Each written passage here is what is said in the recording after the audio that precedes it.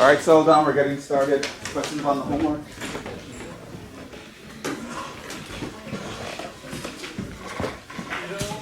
Which one are we doing first? 12.5 and 13.6. So 13.6 over 41. Anything on 12.5 first? Number 9. Was John, your problem was from 12.5? No, I'm sorry, man. It's Trigonometric. Number 9. Let's do this. Nice. It's the triple integral of the first bound is 1 to 4. Oh, they gave us boundaries. Yeah. 1 to 4. The next one is y to 4. Y to 4. The next one is 0 to x 0 to x of z over x squared plus z. plus x plus Plus z. zx squared, sorry. On the bottom. Z over X squared plus zx squared. dx, dz, dy. Oh wait, I'm sorry. The x is not there. Z squared. I'm sorry.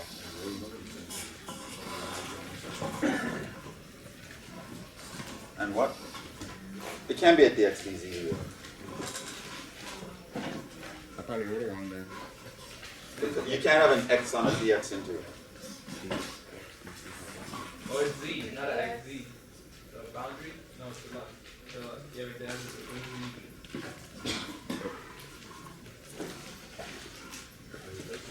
And it's dx dz dy. yeah. Okay, so what were the issues here? How do you integrate that with respect to x? Arc tangent, right? So it's tan inverse of what?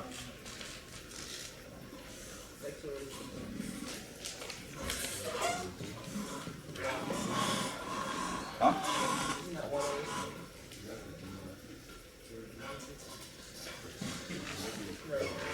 I'm not sure.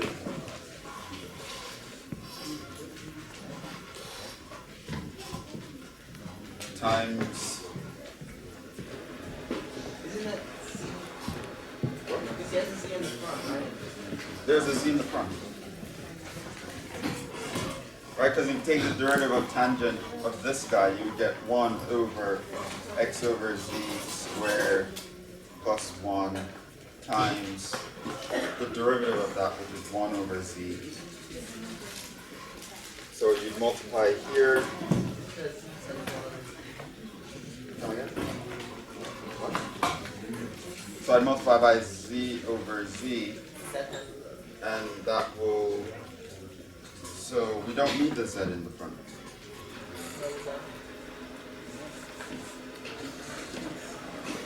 So that's between 0 and z, and this is dz dy.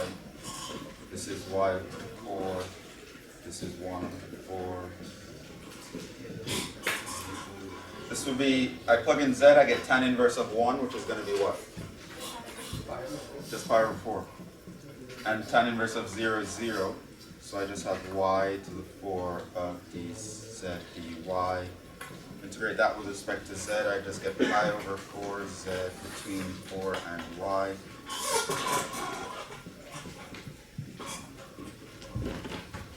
Plug in the 4, I get pi minus, plug in the y, pi over 4y.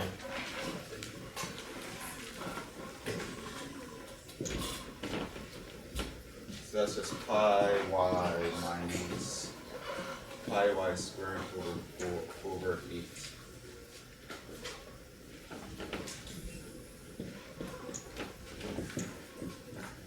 I get 4 pi minus 2 pi minus pi minus pi over 8.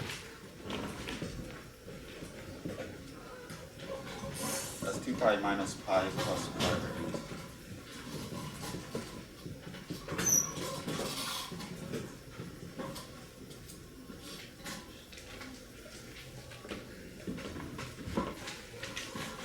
What was the issue? Maybe you copied down something wrong? Yeah, no, the issue was that I forgot about the tan inverse. Yes. Property. tan inverse. That was really nice. Yeah. So I didn't set, I set it up with, so it gives you E and it tells you the three different, like the breakdown. And I put it so it's the, I switched the DZ. Oh, the question was phrased where they gave you the E? How was that described? E is given as, 1 less than Y is less than 4. Yeah. Y is less than Z is less than 4. Yeah. And 0 is less than X less than Z. Okay. What Yeah. I'm saying is I set it up in terms of, I thought it'd be easier to do with DZ first because I saw that you could do it LN and then I wasn't able to do it. Was that just, did I do something wrong or was that just, I found I went down a wrong path and I should have left that? Oh, so you decided to set it up like 1 to 4, 0 to Z, and Y to 4. Yeah. This is X squared plus Z squared. But isn't the they started? dx dy. Right, so that wouldn't work. Why wouldn't it work? The Z is started.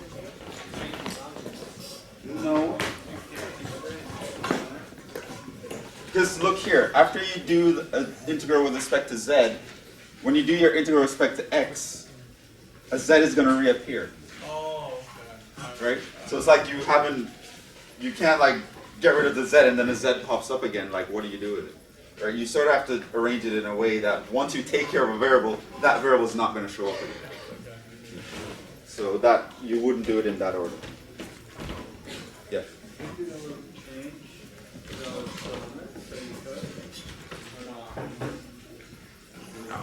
In general, if they give you like a set of inequalities, you can set it up in any order, but sometimes it doesn't work out. Like for example, here we know that the constants have to be on the outside. There is no choice there, right? So sometimes you're able to switch these guys. The only problem is here, if one of your variables is on the outside of where you're dealing with that variable, that can't work. So there was really only one way to set this one. I tried it, but once I got it right, Yeah. If you wanted to switch the order, you could, but you'd have to change these functions. You have to draw the surface that this was describing and reset it up some other way. Other questions?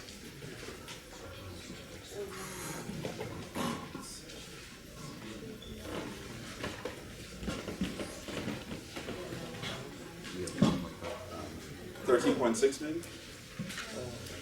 For 2.5, actually 27, because I was confused on the other side. 27? Yeah.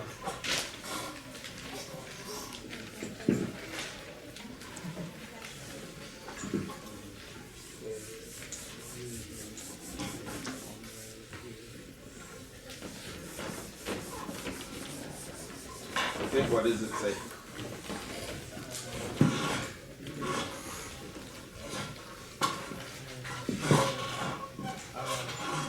Express the integral, put the integral e fx relative to y z dv, has an iterated integral in 6 different ways where e is the solid bounded by the given surfaces. And Okay, 27 was, so you want to express this guy in 6 different ways? yeah. Okay. And for 27, it was y equals 4 minus x squared minus 4z squared. 4 minus x squared? Minus 4z squared. And y equals 0. So is the solid bounded by those two?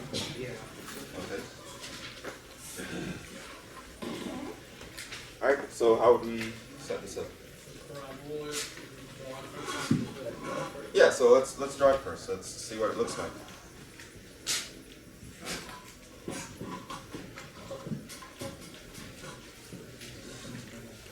What does it look like?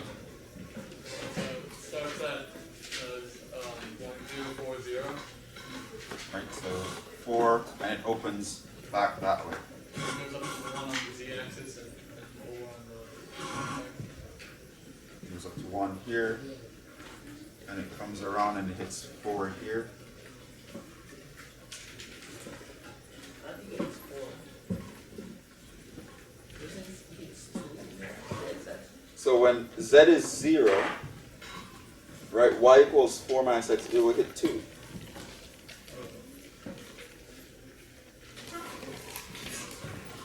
And when x is 0, then it will hit 1 and minus 1. Right, so that's sort of what the object looks like. Okay, so how do you set it up?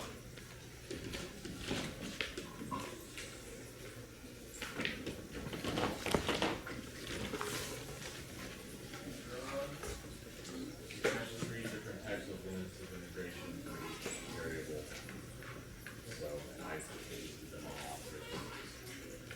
Yeah, so let's say we wanted to do a dx, dy, dz.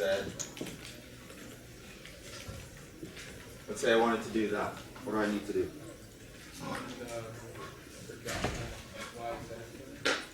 Right, so I need a projection in the yz plane because those are the two guys on the outside. Alright, so let's do that.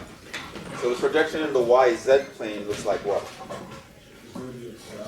It's a parabola. A parabola. Right, so it's going to look like this. This is y, this is z, this is at 1, that's at 4. So how would I describe that? Bounds for z would be? Minus 1 to 1, because that's where it's going to hit here. My bounds for y would be?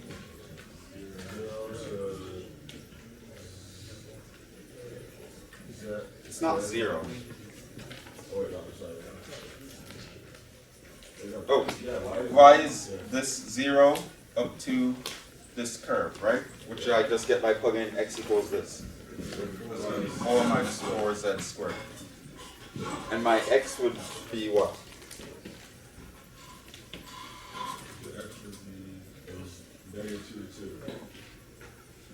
Well, x I just solved from here, the general parabola, right?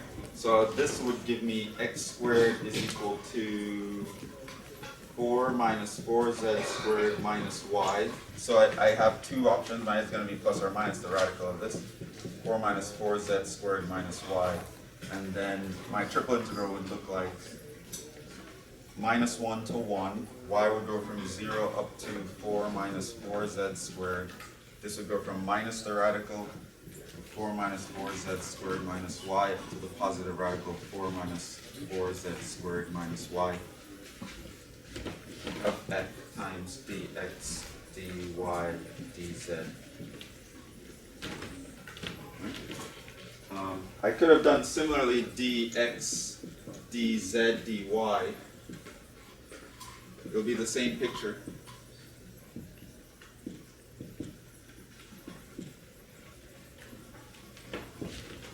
What would be the y?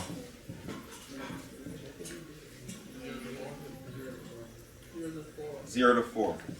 Because now my y is going to be constants because he's on the outside. My z would go from what to what? Negative radical 4 minus y. 4 minus, right, so my x is 0. 4 minus y over 2. And the positive 4 minus y all over 2. X would be pretty much the same limits. So this would be 0 to 4 minus radical 4 minus y over 2 to the positive radical 4 minus y over 2 minus the radical of 4 minus 4z squared minus y positive radical 4 minus 4z squared minus y f times dx dz dy. So that's sort of what you're going to go through 6 different times. So you're going to pretty much rearrange this in all of the orders. So dx, dy, dz, dx, dz, dy, then you're going to do dy, dx, dz, dy, dz, dx. You're going to do that 6 times. There's going to be a 7th, of course. We could do this in cylindrical coordinates, which is the next section where you sort of set up a polar coordinates version. Right? So there are tons of options that you can do here. It all comes down to once you choose an order, you just have to know this guy's constants, that guy's functions, that guy's surfaces. And sort of build from the inside out. And the last 2 guys tell you where your region of projection is, so you're going to want to look at what does the picture look like in the YZ plane, for example. And those guys are here, and that's just tracing in the plane where x equals 0. So that's just going to be this parabola here. draw that picture, you figure out how to bound the functions between z going between constants and y going between functions, and then your x is going to go from the original surface, and so you set it up that way. You're going to do that 6 different times. The same idea would apply. Other questions? 13.6.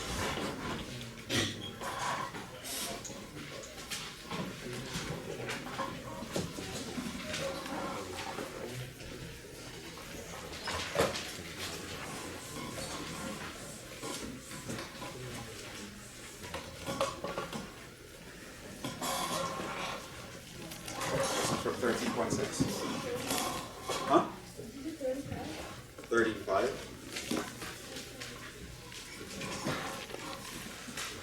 Okay, what does that say?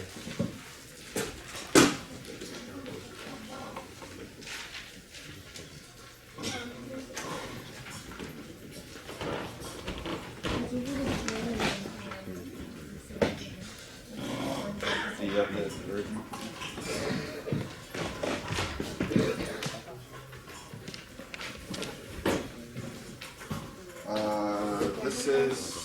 This is 12.5. We're in 13.6.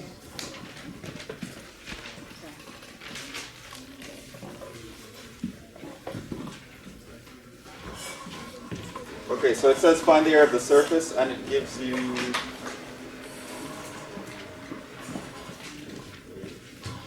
the part of the plane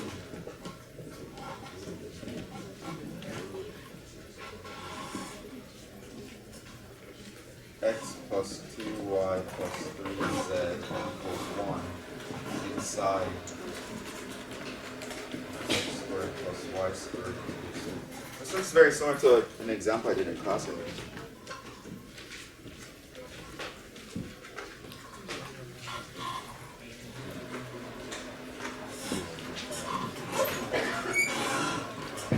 Remember, you're going to sketch this guy.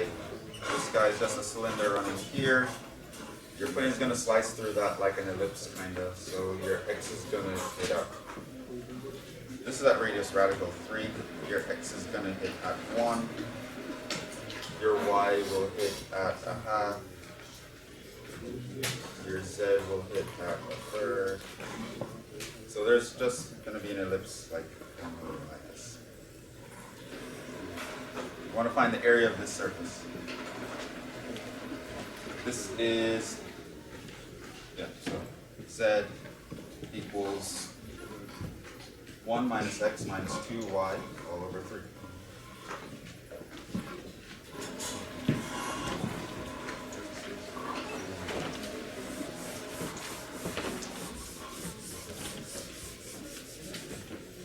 Then you apply the area formula. What's the formula?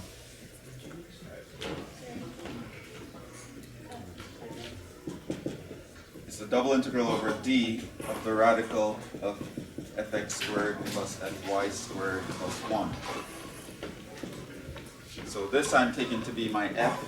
So I look at fx. What is that?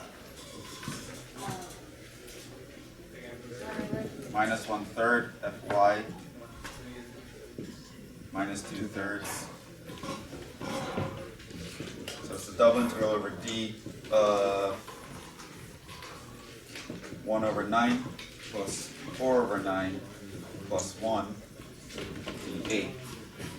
Right, so 1, I think of this as 9 over 9. Right, so I have radical 14 over 3 times the double integral of d, 1 d8. That's just going to be radical 14 over 3 times pi r squared. So it's pi, radical 14 pi.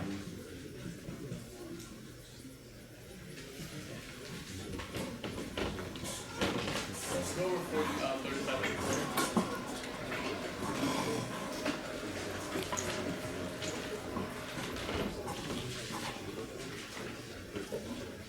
Okay, so we know that z is equal to 2/3 times x to the 3 over 2 plus y to the 3 over 2. And they gave me my x and y bounds, just x goes between 0 and 1 and y goes between 0 and 1.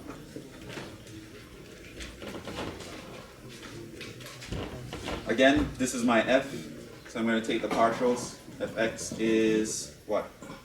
And back one. Come in. Fy is radical y. This means that my area is going to be the integral over d of the radical of x plus y plus 1 dA. Where this is 0 to 1, 0 to 1 of x plus y plus 1. It doesn't matter which one you do first. dy dx. Okay, so how do we do that? Substitution, right? U equals x plus y plus 1. And then your du is just going to be dy. So there's going to be no constant multiplier that we have to worry about. So I can think of this as a single variable raised to the half power. Add 1 to the power. Divide by the new power. Form between 0 and 1. So if I plug in 1 for the y, I would have 2/3 x plus 2 to the 3 over 2 minus, plug in 0 for the y, I got 2/3 x plus 1 to the 3 over 2. Okay. And how do you integrate those? Well, the same way, right? U equals x plus 2 over here, u equals x plus 1 over there. Your du will be dx, there's no constant multiplier changing, so I just think of this as a single variable raised to the 3/2 power. So this is just going to be 2/3 times, this is x plus 2, add 1 to the power, I get 5 over 2 times 2/5, minus x plus 1 times 5 over 2 times 2/5 times 2/3. That's between 0 and 1. And I'll give you whatever the answer is. You do 41. Can you do 41? Just ask for 41.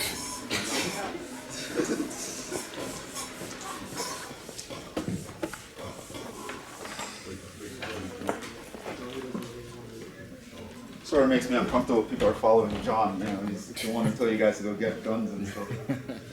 So it sort of worries me. 41.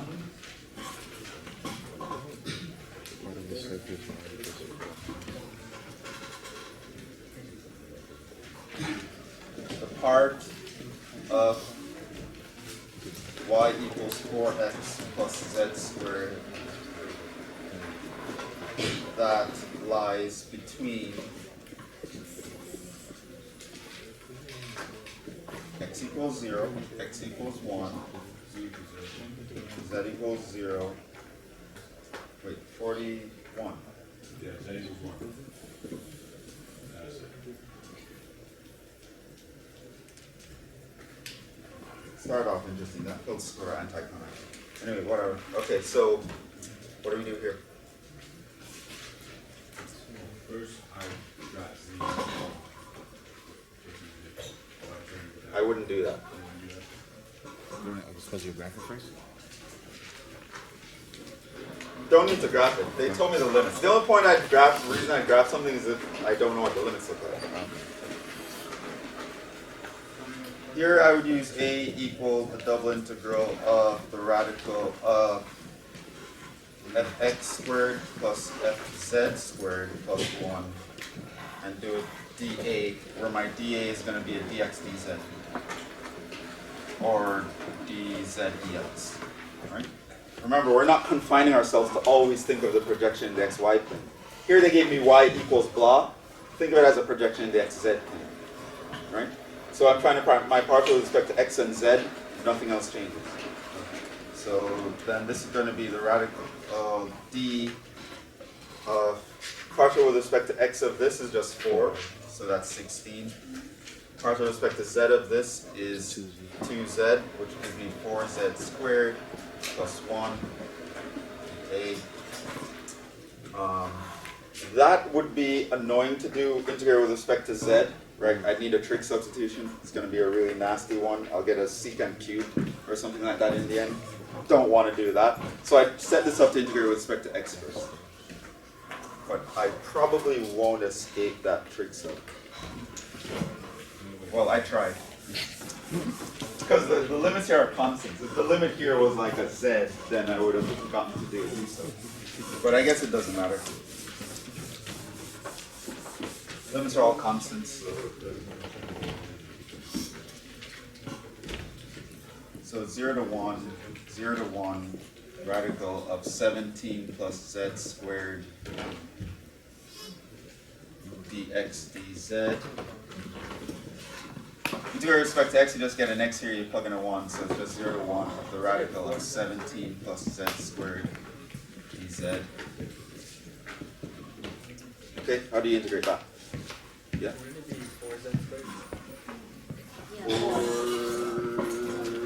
Yes, 4z squared. Yeah, that one. Oh, there's another one.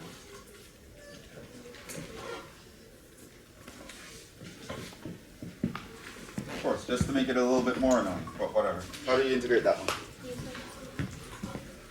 U substitution can't work.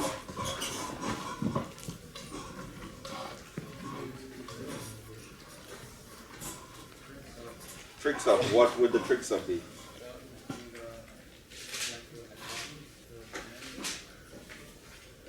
The tangent? Okay, tell me the substitution. What do I substitute?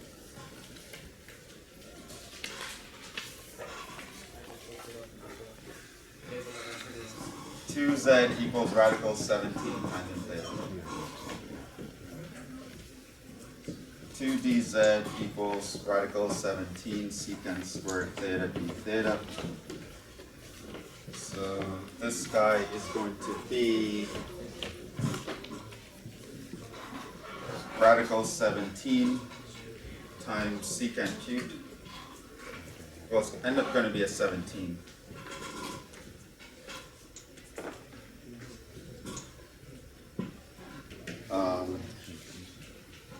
Right, so I plug in here, I just think of this as 2z all squared.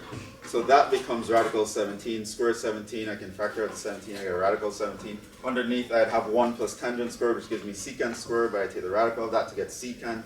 Times this secant squared gives me a secant cubed. The radical 17 times the original radical 17 gives me 17.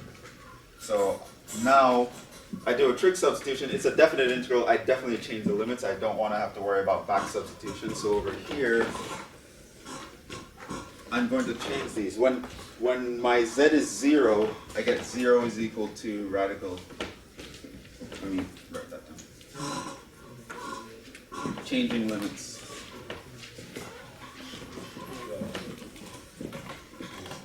When z equals 0, this means that theta must be 0, right? Because I have 0 equals tangent theta. When z equals 1, I would have 2 is equal to radical 17 tangent theta. So theta would be the tangent inverse of 2 over radical 17. So this would be tan inverse of 2 over radical 17. This would be 0. What's the integral of secant cubed?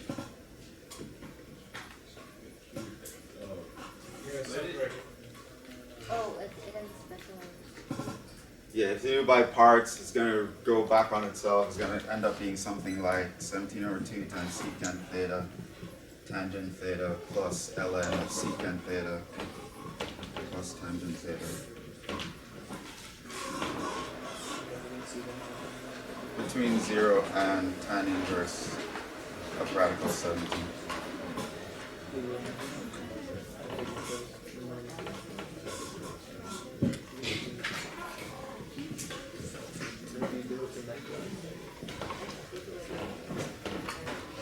And then you just plug these guys in. So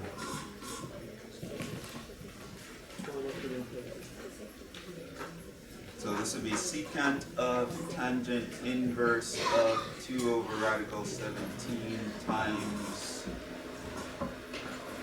2 over radical 17 plus ln of secant of tangent inverse of 2 over radical 17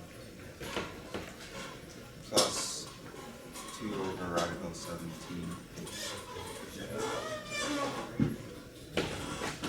minus, plug in 0, that becomes 0. Secant 0 is 1, so that's just 0. So that's it.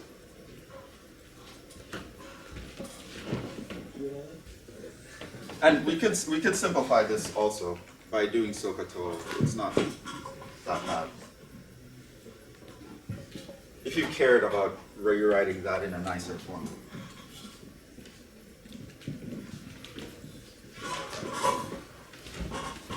Okay, remember what I said about I have a bad memory and I only memorize things if I have to? Notice that I remember what the integral of secant cubed is? Okay, so we're going to move on. What? Are you saying we should remember it? Yes, you can remember that. Shows up all the time. It's going to show up in 392 all the time as well. And there's a calculus 2 final where one of the questions was integrate secant cubed. That was like the whole question, the whole point of it. It's like something that shows up all the time. So we memorized it, then that's whole question. They wouldn't accept that, right? No, they obviously want you to show it. But the fact that it's sort of the same. You're doing this, it will end up being the same when you do the substitution. I believe you should have a radical setting. That's 17 over 2.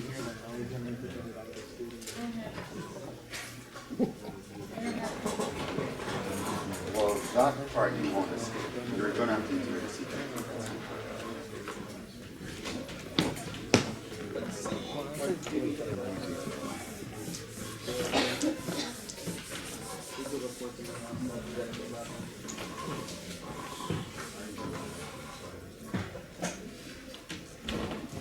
Let's see.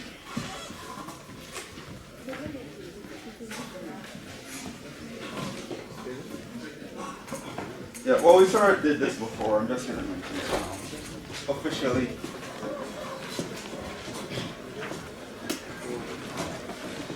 Triple integrals in, it's called cylindrical coordinates.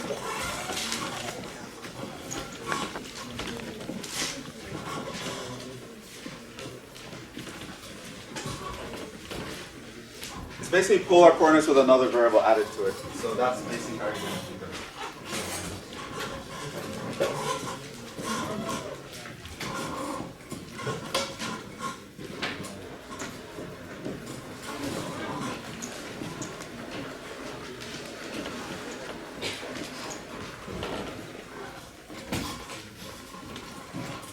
So this means in this coordinate system, your points have the form, it'll either be r theta z or r theta x or r theta y. So there's always going to be a third variable. This is the most common one, but again, we don't restrict ourselves to thinking of things in one way. You should be able to turn your head to the side and think of x as the dependent variable instead of z, etc.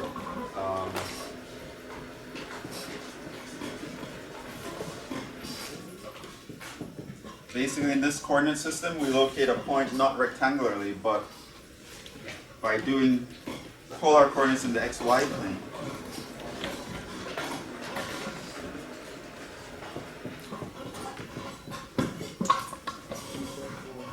So we have this point suspended in space here that we want to locate. What we do is that we start at the positive x, we take theta to extend right to the point where we're just above it, just below it. Right? So that will give me my angle theta here. The distance from the origin to get to that point, that's your r. And then the height you move up, that's your z. So there are a bunch of ways. Remember in rectangular coordinates, we just did that box thing. You find the verses rectangular.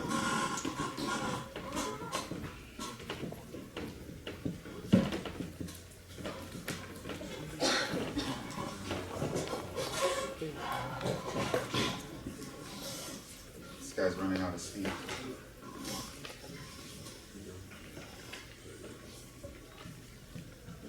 Versus rectangular, we located points by just finding the x coordinate, finding the y coordinate, making a box or rectangle, and then from that point we jump up to the z coordinate. So essentially we sort of make this box in 3D, where the point that we care about is one of the corners. Right? So that's rectangular coordinates. That's called rectangular because you can see it's a bunch of rectangles. Polar coordinates, you just move around in one of these planes with your theta until you get below or above some point that you want, and then the third variable will hit that point. So that's that. So in the xy plane, it's just regular polar coordinates from Calc 2. There's nothing fishy going on there, except now you just add a third variable. You jump up to the z. Right? Or you could be doing polar coordinates in the yz plane and jump up to the x, or polar coordinates in the xz plane and jump to the y. Right? There are many ways you can do it. That's basically polar coordinates. So in polar coordinates, let's move to the other board.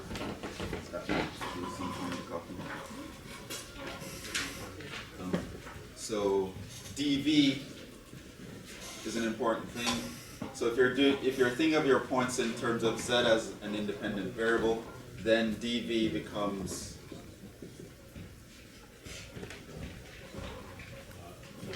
r dz dr d theta.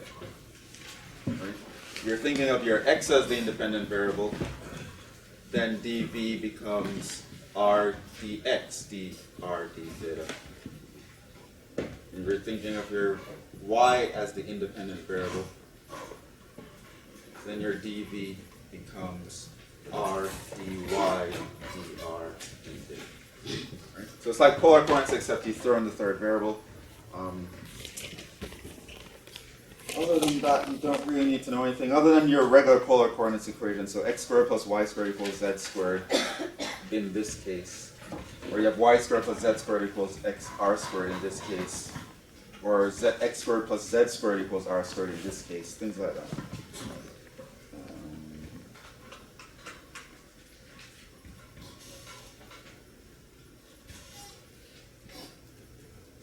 So let me write down what one of these general integrals would look like, the punchline.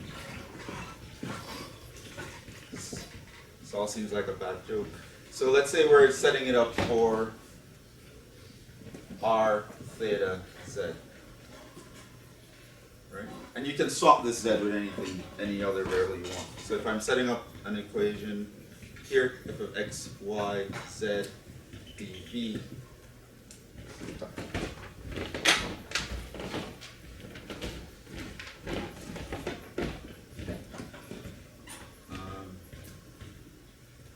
basically, what would this become? What would my f of x, y, z become?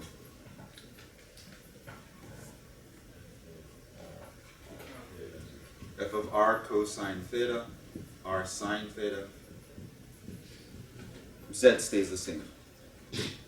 My dv is going to become r dz dr d theta. My limits on the outside is going to be from theta 1 function up to a theta 2 function, then r1 function up to r2 function, and this is going to be some other function of r and theta up to another function of r and theta.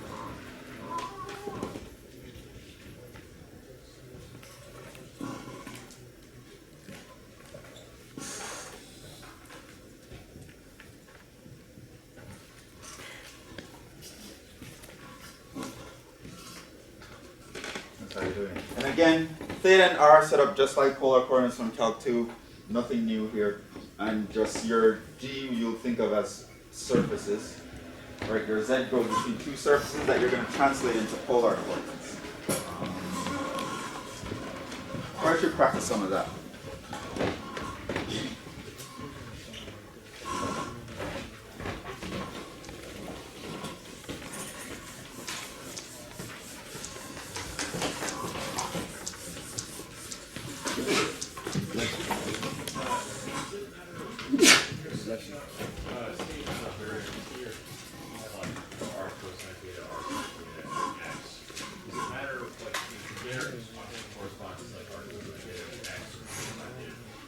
Yeah.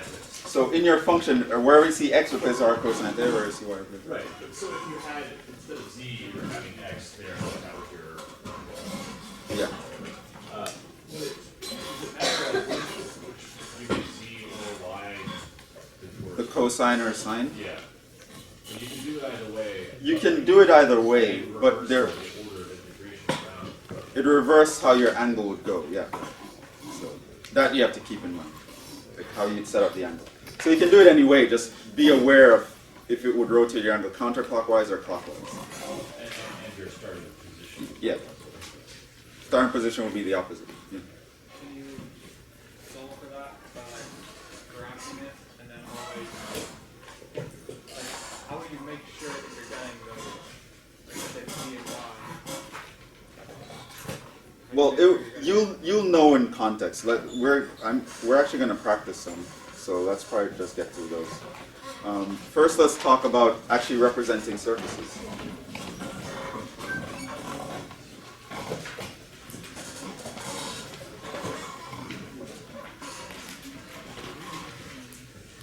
But yeah, we'll get through a lot of examples where we have to switch. We're not using the z as the dependent variable. I think time's about up. We'll probably have to end here.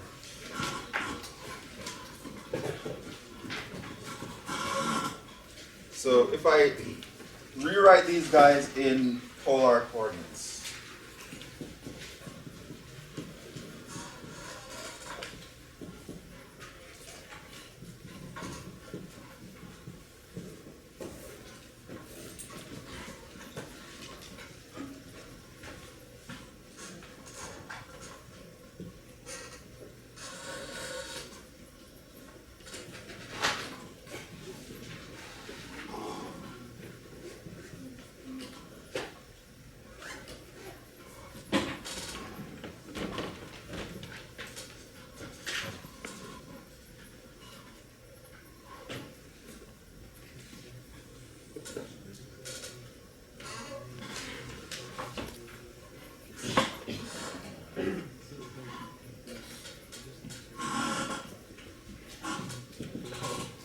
If you don't get to this, you should try it on your own. Set up the following.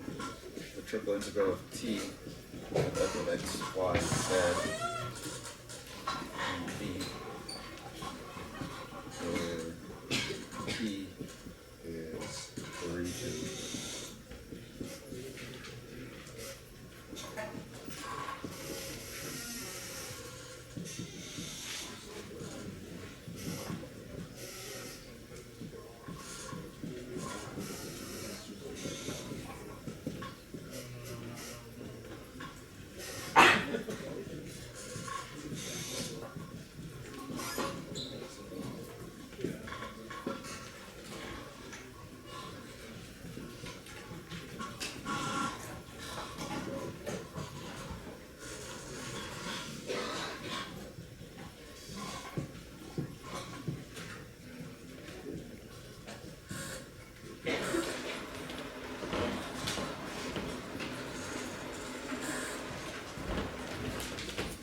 So there are going to be times where I'm going to give you surfaces, but I'm going to tell you them in x, y, and z. But you might want to switch to cylindrical coordinates. How do you do it? So if you see this surface, I tell you this. How do you describe it in polar? R squared would be the R is 4. Right. You think of this as r equals 4. Right? How would I describe that surface, the cylinder? It's the surface r equals 4. Right? Is it r equals 4 or r squared equals 4? It's r equals 4. It's r squared equals 16. So r because equals the- 4. oh, you simplified this r squared and Yeah. okay. What do you think of this surface? That equals r squared. How would I think of this surface? That equals r. How would I think of this surface? R squared plus R squared plus z squared equals 1. Right? So my z can be plus or minus a radical. When you use which plus or minus depends on how you're setting up the problem. Right? So again, it's just using your polar coordinates formula in the setup. Nothing new there. How would you set up this integral?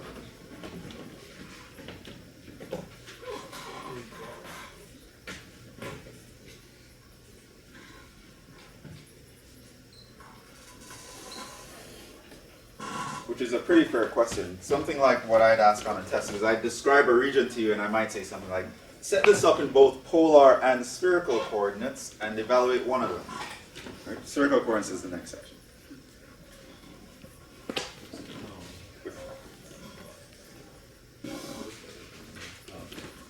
So, how do you set it up? So we sort of draw first, right? So, what do we have here?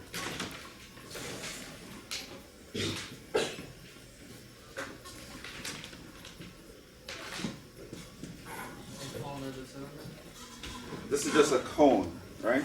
So we know that it's gonna, and it's the top part of a cone, so it's going up like that. There's a cylinder just running along the Z.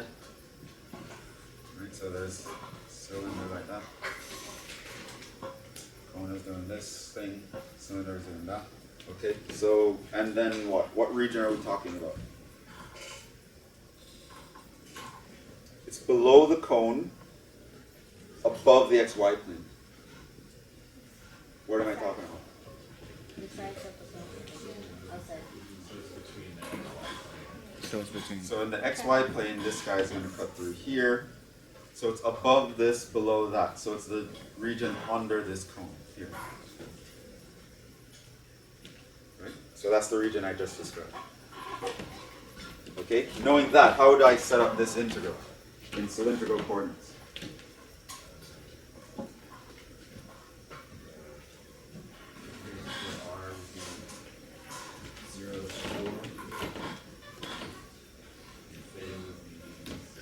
So remember, in this case, my polar coordinates is just in the XY plane. What does it look like in the XY plane? Circle of radius 4, which means my r is 0 to 4, theta is 0 to pi. Okay, those are my two outer integrals. How does z change? Right, xy plane 0 up to the roof is this surface, which is z equals blah. And how do we think of that? R. So the setup will pretty much be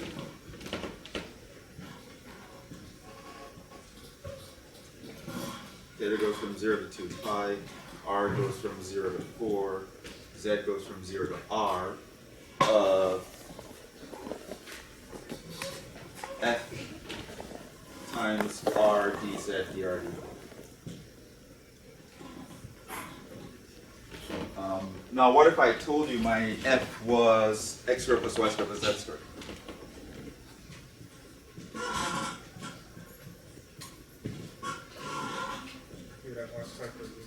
I'd have r squared plus z squared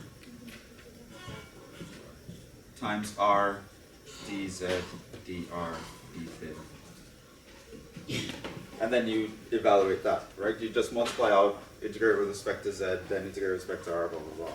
The stuff we've been doing before.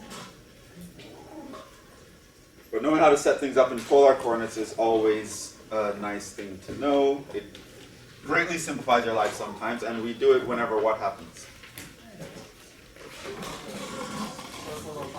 The region of projection is a circle or part of a circle, or a combination of parts of circles. So it's basically the same. Setting up in polar applies to the two outer integrals. And then you have the third one going between surfaces, which you're going to change them using your polar formulas. Yeah. So this is really symmetrical, that's why it's hard because it's Yeah. Anyway, that's it. We know enough. You can do the homework for that for Tuesday. We'll do those other sections.